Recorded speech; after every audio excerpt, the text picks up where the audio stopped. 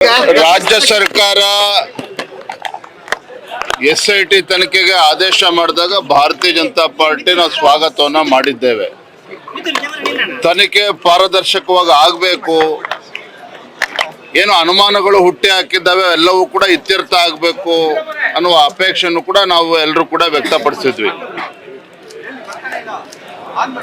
ಇವತ್ತು ತನಿಖೆ ನಡೀತಾ ಇರ್ತಕ್ಕಂಥ ಸಂದರ್ಭದಲ್ಲಿ ಅನೇಕ ಗೊಂದಲಗಳು, ಅಪಪ್ರಚಾರಗಳು ಸಾಮಾಜಿಕ ಜಾಲತಾಣಗಳಲ್ಲಿ ಯಥೇಚ್ಛವಾಗಿ ನಡೀತಾ ಇದೆ.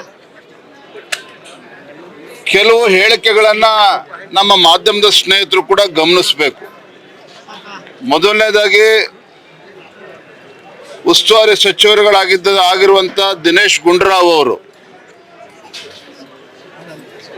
ಇವತ್ತು ಲೆಫ್ಟಿಸ್ಟ್ ಕೆಲವು ಗುಂಪುಗಳೇನಿದ್ದಾವೆ ಅವರ ಒತ್ತಡಕ್ಕೆ ಮಣಿದು ನಾವು ಇದಕ್ಕೆ ತನಿಖೆಗೆ ಆದೇಶ ಮಾಡಿದ್ದೇವೆ ಅನ್ನೋ ಮಾತನ್ನು ಕೂಡ ಹೇಳಿದ್ದಾರೆ.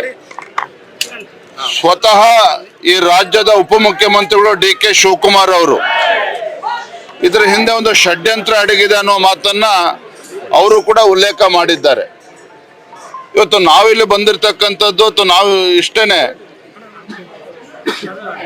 ಇವತ್ತೇನು ತನಿಖೆ ನಡೀತಾ ಇದೆ, ತನಿಖೆಯ ಬರದಲ್ಲಿ ಏನು ಅಪಪ್ರಚಾರಗಳು ನಡೀತಾ ಇದೆ, ಈ ಅಪಪ್ರಚಾರಕ್ಕೆ ಕಡಿವಾಣ ಆಗ್ತಕ್ಕಂಥ ಕೆಲಸ ಯಾರು ಮಾಡಬೇಕು? ರಾಜ್ಯ ಸರ್ಕಾರವೇ ಮಾಡಬೇಕಾಗಿತ್ತು. ರಾಜ್ಯ ಸರ್ಕಾರ ಈ ಅಪಪ್ರಚಾರಗಳಿಗೆ ಕಡಿವಾಣ ಹಾಕ್ದೇನೆ ಇವತ್ತು ಅಪರಾಧವನ್ನ ಎಸಗಿದೆ.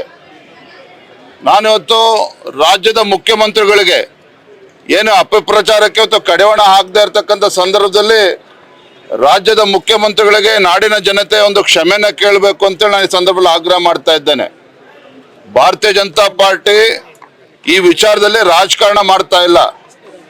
ಆದರೆ ಧರ್ಮಸ್ಥಳ ಶ್ರೀ ಕ್ಷೇತ್ರ ಧರ್ಮಸ್ಥಳ ಮಂಜುನಾಥೇಶ್ವರರ ಬಗ್ಗೆ, ಅಣ್ಣಪ್ಪ ಸ್ವಾಮಿ ಬಗ್ಗೆ ಏನು ಈ ರೀತಿ ಅಪಪ್ರಚಾರದ ಮುಖೇನ ಅಸಂಖ್ಯಾತ ಭಕ್ತರಲ್ಲಿ ಒಂದು ರೀತಿ ಗೊಂದಲವನ್ನ ಸೃಷ್ಟಿ ಮಾಡ್ತಕ್ಕಂಥ ಷಡ್ಯಂತ್ರವು ಕೂಡ ಇದರಿಂದ ಅಡಗಿದೆ.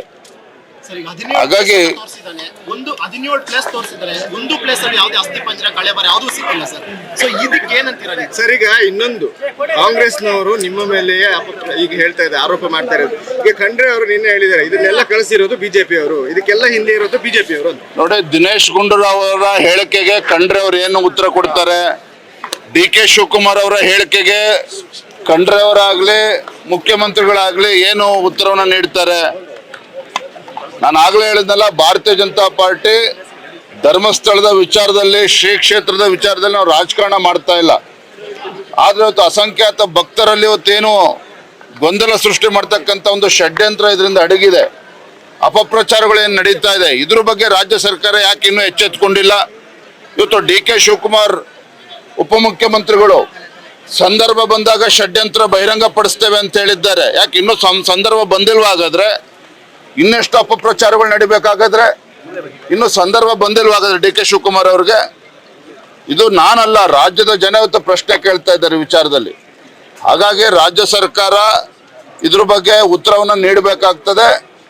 ಇವತ್ತು ಯಾರು ಆರೋಪಿಗಳು, ಇವತ್ತು ಆರೋಪವನ್ನು ಮಾಡ್ತಕ್ಕಂಥ ವ್ಯಕ್ತಿಗಳೇನಿದ್ದಾರೆ, ಇದರಿಂದ ಇರ್ತಕ್ಕಂಥ ಶಕ್ತಿಗಳು ಯಾವ್ಯಾವ ಇದ್ದಾವೆ, ಇದ್ರ ಬಗ್ಗೆನೂ ಕೂಡ ಸಮಗ್ರವಾಗಿ ತನಿಖೆ ಮಾಡಬೇಕಾಗ್ತದೆ ರಾಜ್ಯ ಸರ್ಕಾರ. ಇದರ ಹಿಂದೆ ಒಬ್ರು MP ಇದ್ದಾರೆ ಅನ್ನೋದಿದೆ. ನಾ ಯಾರ ಬಗ್ಗೆನೂ ಕೂಡ ಉಲ್ಲೇಖ ಮಾಡ್ತಾ ಇಲ್ಲ.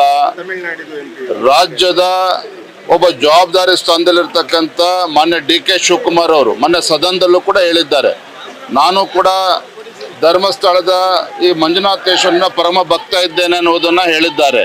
ಅವ್ರು ನಿಜವಾಗ್ಲೂ ಕೂಡ ಪರಮ ಭಕ್ತರಾಗಿದ್ರೆ ತಡ ಮಾಡ್ದೇನೆ ಯಾರ್ಯಾರು ಪಿತೂರಿ ಮಾಡ್ತಾ ಇದ್ದಾರೆ, ಇದರಿಂದ ಈ ಷಡ್ಯಂತ್ರದಿಂದ ಯಾರ್ಯಾರಿದ್ದಾರೆ, ಅದು ಸಂಸದರು ಇರ್ಬೋದು, ಯಾರೇ ಇರ್ಬೋದು, ಆ ಷಡ್ಯಂತ್ರವನ್ನ ಬಹಿರಂಗ ಪಡಿಸ್ಬೇಕು ಅನ್ನೋದನ್ನ ಆಗ್ರಹ ಮಾಡ್ತೇನೆ.